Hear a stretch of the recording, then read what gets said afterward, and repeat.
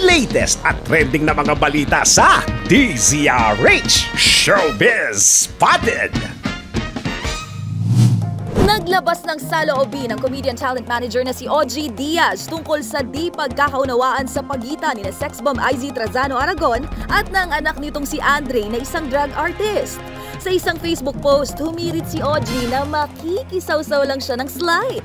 Ayon dito, noong una ay tanggap daw ng dating sex bomb member ang pagkatao ng anak. Bakit daw ngayon ay bigla na nitong binabawi? Payo ni Ogie kay IZ, kahit daw maging pusa o sirena ang anak nitong si Andre balang araw, ay dapat niya itong tanggapin dahil anak niya ito.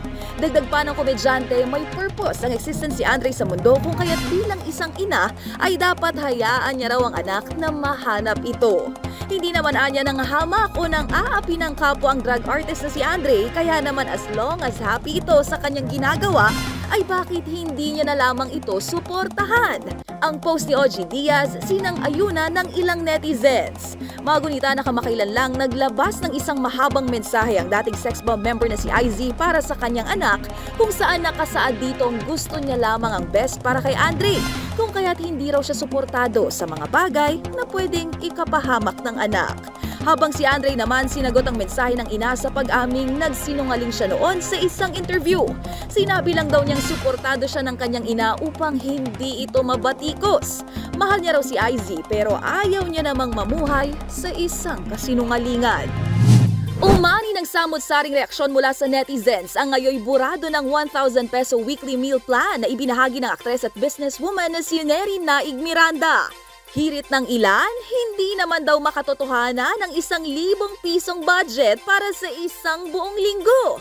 Habang para naman sa iba, kaya ito basta maging wais. Matapos naman itong maging usap-usapan ng netizens, ang mister ni Neri na si Chito Miranda, naglabas na din ng pahayag. Ayon sa bokalista ng parokya ni Edgar, grabe naman ang pambabash ng iba. Ang motibo lang naman daw ng kanyang misis ay makatulong sa pagbuo ng isang meal plan. Di bali na raw at dinilit na lang muna ni Neri ang naturang post at gagawa na lang ito ng mas detalyado para raw mas higit na maunawaan ng iba ayon kay Chito.